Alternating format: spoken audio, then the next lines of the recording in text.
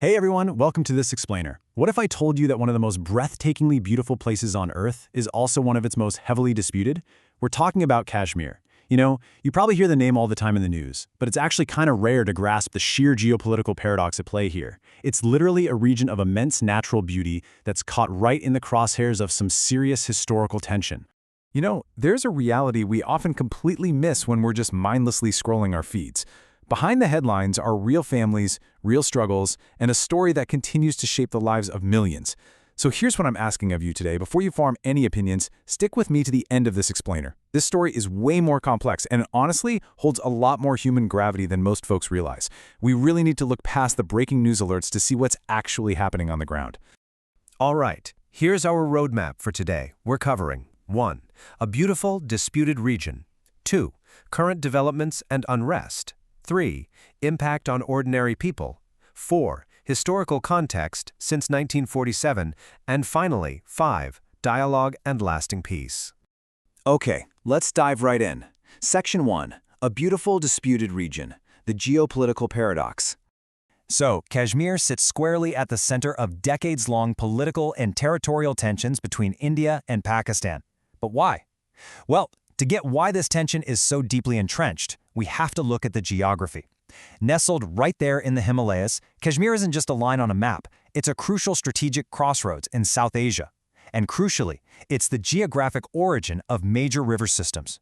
We're talking about the absolute lifelines for agriculture, drinking water, and hydroelectric power for both India and Pakistan. When you take that immense strategic and resource value, and you mix it with deeply held national identities, man, you get a geopolitical reality that is incredibly delicate. That fleeting headline you catch on the evening news, it barely scratches the surface of a standoff that goes to the very core of two massive nations' security and survival. Let's shift gears a bit. Section 2. Current developments and unrest. Present-day ground realities. Okay, so what does it actually look like on the ground today? Well, the current environment is incredibly multi-layered. On one hand, you've got persistent political unrest. We're talking regular demonstrations driven by deeply held concerns over political representation, economic stagnation, and local governance. Citizens are out there seeking a voice in how their daily lives are managed. But simultaneously, on the other hand, you have intensive security measures. Authorities have deployed checkpoints, troop movements, and preventative measures which they state are strictly intended to maintain law and order and prevent violence.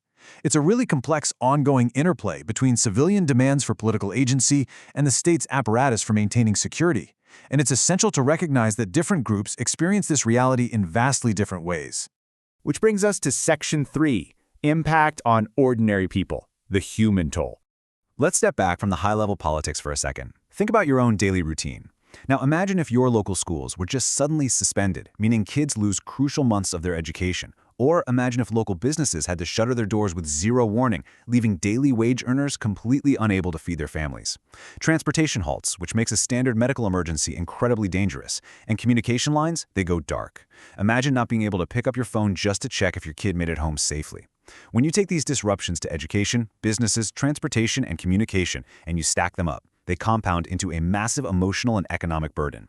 These are real families navigating daily life under a constant cloud of uncertainty. But you know what's truly striking?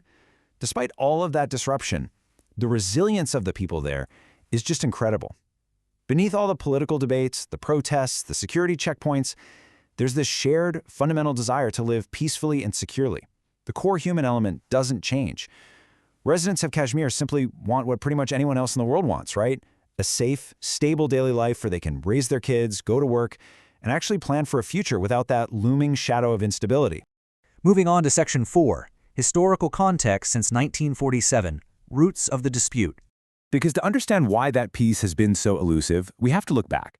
This dispute definitely didn't just happen overnight. The origins trace all the way back to the monumental events of 1947. When British rule ended, the Indian subcontinent was partitioned into two independent nations, Hindu-majority India and Muslim-majority Pakistan. At the time, princely states had to choose which nation to join. Kashmir was uniquely complicated. It was a Muslim-majority state but ruled by a Hindu monarch. The dispute over its succession sparked the first of several intense wars.